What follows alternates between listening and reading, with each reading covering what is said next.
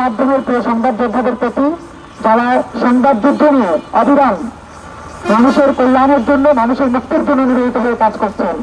আমরা ৭১-এর গণহত্যাকারীদের বিচারের দাবিতে আজকের এই সমাবেশের আয়োজন করেছি। সেই সাথে ৭১-এর গণহত্যায় যারা শাহাদাত বরণ করেছেন তাদের প্রতি তাদের বিদেহ আত্মার মাগফিরাত কামনা করে আজকের এই প্রদীপ প্রজ্বলনের আয়োজন করেছি। আপনারা যারা উপস্থিত হয়েছেন সবাইকে কৃতজ্ঞতা জানিয়ে আমাদের আজকের এই সমাবেশকে সফল করার জন্য নতুন ধারা বাংলাদেশ এনডিবির যে কজন নেতৃবৃন্দ উপস্থিত হতে পেরেছেন সবার প্রতি কৃতজ্ঞতা জানাচ্ছেন। বিশেষ করে নতুন ধারা বাংলাদেশ এনডিবির সময়ের প্রেসিডিয়াম মেম্বার কাজী মুন্নি আলম উপস্থিত হয়েছেন, নতুন ধারা বাংলাদেশ এনডিবির সংগ্রামী senior vice chairman Shanta Farzana উপস্থিত হয়েছেন, নতুন ধারা বাংলাদেশ এনডিবির সংগ্রামী vice chairman doctor Nurjahan Mira উপস্থিত হয়েছেন, নতুন ধারা বাংলাদেশ এনডিবির সংগ্রামী সদস্য আলু আপা সহ অন্যান্য নেতৃবৃন্দ সবাইকে কৃতজ্ঞতা জানাচ্ছি। শুরুতে গণহত্যাকারীদের বিচার এবং গণহত্যাকারীদের রাজনৈতিক দলগুলো নিষিদ্ধের দাবিতে আজকের এই সমাবেশে বক্তব্য রাখছেন নতুন ধারা বাংলাদেশ এনডিবির সংগ্রামী senior vice chairman Shanta Farzana.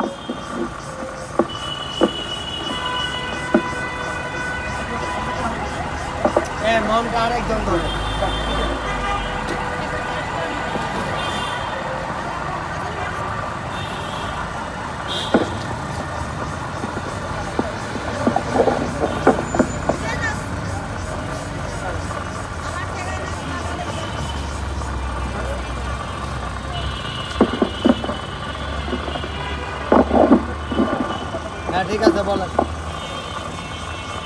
বিজয় বাংলাদেশ, বিজয় নতুন ধারা, নতুন ধারার অঙ্গীকার, দুর্নীতি থাকবে না আর, সেই স্লোগানকে বুকে লালন করে নতুন ধারা বাংলাদেশ এগিয়ে চলেছে টেকনাফ থেকে তেঁতুলিয়া, রূপসা থেকে পাথুরিয়া। তারই ধারাবাহিকতায় আজ আমরা জাতীয় প্রেস ক্লাবের সামনে ঐক্যবদ্ধ হয়েছি। নতুন ধারা বাংলাদেশের নেতা কর্মীরা, প্রিয় সংবাদ যোদ্ধা এবং চলমান জনতা, সবার প্রতি সংগ্রামী সালাম এবং শুভেচ্ছা। অত্যন্ত দুঃখ ভারাক্রান্ত মন নিয়ে বলতে হয়, স্বাধীনতার ৫৫টা বছর পার হয়ে গেল, অথচ এখনো আমাদেরকে পরাধীনতার জালে আবদ্ধ করার চেষ্টা করছে একটা কুচক্রী দল। বাংলাদেশকে পূর্ব পাকিস্তান বানানোর জন্য, আমার বাংলাদেশের মানচিত্রকে থামতে ধরার জন্য, আমার লাল সবুজ পতাকাকে ছিঁড়ে ফিরে টুকরা টুকরা করে ফেলার জন্য নেমেছে একদল হায়না। ওরা গত ২৩শে মার্চ আমার স্বাধীন সার্বভৌম বাংলাদেশে পাকিস্তান দিবস পালন করে। ওদের কত বড় সাহস!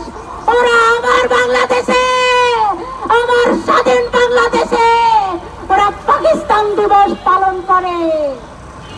ওরা বলে ১৯৩৯ সালে নাকি মহান নেতা একে ফজলুল হক লাহোর প্রস্তাব দিয়েছিলেন, এই কারণে পাকিস্তান দিবস পালন করতে হবে।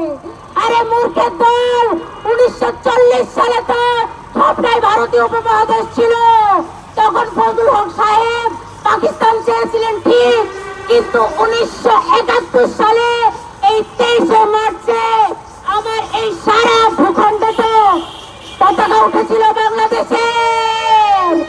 বাংলাদেশের পতাকা ঘরে ঘরে উঠেছিল, কালো পতাকা এবং লাল সবুজের পতাকা উত্তোলন হয়েছিল।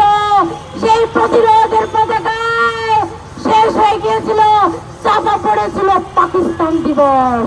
সেই প্রতিরোধের পতাকায় যদি পাকিস্তান দিবস চাপা পড়ে, তাহলে স্বাধীনতার ৫৫ বছর পরে কেন সেই চাপা পড়া দিবসকে আবার জাগ্রত করার অপপ্রচেষ্টা চালানো হচ্ছে নতুন ধারা বাংলাদেশের পক্ষ থেকে আমরা জানতে চাই। আপনাদের এত পাকিস্তান প্রীতি থাকলে, এত পাকিস্তান দিবস পালন করতে ভালো লাগলে, যদি আপনারা পাকিস্তানের পতাকা নিয়ে শান্তি পান, নামাজ পড়ে শান্তি পান, আপনারা বলেন পাকিস্তানি পতাকা নিয়ে নামাজ পড়লে নাকি ভালো লাগে, তাহলে ভাই পাকিস্তান চলে যান, কিন্তু বাংলাদেশকে পূর্ব পাকিস্তান বানানো অত প্রচেষ্টা করবেন না। মনে রাখবেন, জনগণ যখন ধরবে তখন চামড়া ছিলে লবণ লাগিয়ে দিবে, তারপর সেই লবণের উপর পাকিস্তানি পতাকা লাগিয়ে দিবে, চামড়া আর লাগাবে না। অতএব সাবধান হয়ে যান। পাকিস্তান, প্যারা পাকিস্তান, পাকিস্তানে চলে যান। এদের কত বড় সাহস! এরা পাকিস্তানের শিবির নেতাকে আমার দেশে নিয়ে এসে পাক সাল জমিন সাত পাক খায়। অথচ সংসদে যখন আমার সোনার বাংলা, আমি তোমায় ভালোবাসি, এই গান বাজায়, তখন এই শকুনের দল, রাজাকারের বাচ্চারা উঠে দাঁড়ায় না। ইসলামের দোহাই দিয়ে বলে ইসলামে উঠে দাঁড়ানো জায়েজ নাই, তাহলে পাকিস্তানের জাতীয় সঙ্গীতের সময় কেন উঠে দাঁড়িয়েছিলেন? তখন জায়েজ হয়ে গেছে। আমাদের পক্ষ থেকে দাবি, যারা পাকিস্তান পাকিস্তান করে তাদেরকে চিহ্নিত করে পাকিস্তান পাঠিয়ে দেওয়া হোক। তা না হলে এরা আমার সোনার বাংলাদেশকে পূর্ব পাকিস্তান বানিয়ে ছাড়বে। ইতিহাসকে এরা ধ্বংস করে দেওয়ার পায়তারা করছে। মনে রাখবেন, ইতিহাস কখনো মুছে ফেলা যায় না। ইতিহাসের পক্ষে কথা বললে, স্বাধীনতার পক্ষে কথা বললে, বাংলা ভাষার পক্ষে কথা বললে আপনারা বলেন দোসর। আসলে আপনারা 24-এ কোন কোটা আন্দোলন করেননি, আপনারা বাংলাদেশটাকে দখল করতে চেয়েছিলেন। কারণ হাসিনা পালিয়ে যাওয়ার পরে, মন্ত্রীরা পালিয়ে যাওয়ার পরে, তাদেরকে ধরার পরে আর কোন দোষর থাকে? এখনো দোষর ধরছেন। আরে আপনাদের এটাই টার্গেট যে যে স্বাধীনতার পক্ষে কথা বলবে তার মুখে লাগাম টেনে দিতে চাচ্ছেন। যে বাংলা ভাষার পক্ষে কথা বলবে তাকে আপনারা কুরুচিপূর্ণ মন্তব্য জানাবেন। যে বাংলাদেশের পক্ষে কথা বলবে তাকে ধ্বংস করে দিবেন। আপনাদের এটাই টার্গেট যে একটা মানুষও বাংলাদেশের পতাকা উড়াতে পারবে না। আপনারা চান যে আমার স্বাধীন সার্বভৌম বাংলাদেশ লন্ডভন্ড হয়ে আবার পাকিস্তান হয়ে যাক। আরে আপনারা বলেন, আওয়ামী লীগ নাকি ভারতের দালালি করতো। কোথায়? আমরা তো আওয়ামী লীগের আমলে অনেক কষ্টে থাকলেও বাংলাদেশে কখনো ভারতের পতাকা উড়াতে দেখিনি। আমরা তো আমার স্বাধীন বাংলাদেশে ভারতের কোন দিবস পালন করতে দেখিনি। আমরা তো আমাদের এই দেশে ভারতের কোন নেতাকে এনে তাদের জাতীয় সঙ্গীত গাইতে দেখিনি। তাহলে আপনারা কেন সবকিছু পাকিস্তান পাকিস্তান করছেন? আপনারা পাকিস্তানের দালালি করছেন, আফগানিস্তানের দালালি করছেন, আমেরিকার দালালি করছেন। আমরা বাংলাদেশ চাই। আজ 24শে মার্চ, এই রাত 11টার পরে 1971 সালে হায়নারা এই দেশে আক্রমণ করেছিল। এই দেশে ঘুমন্ত জনগণের উপরে আক্রমণ করেছিল। একবার ভাবেন, এই দেশের মানুষ যখন ঘুমিয়েছিল তখন গভীর রাতে, সেটা 25শে মার্চ হয়ে গেল, সেই কালো রাতে অপারেশন সার্চলাইটের নামে বাংলাদেশের মানুষকে তারা ধ্বংস করে দিতে চেয়েছিল। তারা রাজনৈতিক যে নেতা ছিল তাদেরকে টার্গেট করেছিল।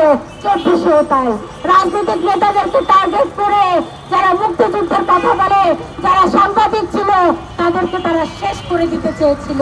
এই 2400 আমরা দেখেছি 1971 সালে যারা সাংস্কৃতিক ব্যক্তিবর্গ ছিল তাদেরকে টার্গেট করে শেষ করে দিতে চেয়েছিল। যারা বুদ্ধিজীবী ছিল তাদেরকে শেষ করে দিতে চেয়েছিল। 2400 তাই, 2500 তাই। বলে কিনা গান গাওয়া হারাম, গান গাওয়া যাবে না। বাউলদের উপর আক্রমণ করে, গান গাইলে বলে গুনাহ হবে, ইসলামের ট্যাগ লাগিয়ে বিভিন্ন রকমের অত্যাচার করে বেড়াচ্ছে। বলে শুধু হারাম হালালের ট্যাগ লাগিয়ে অত্যাচার করছে আমাদেরকে। সাংস্কৃতিক ব্যক্তিবর্গ সবকিছুতে অত্যাচার করছে।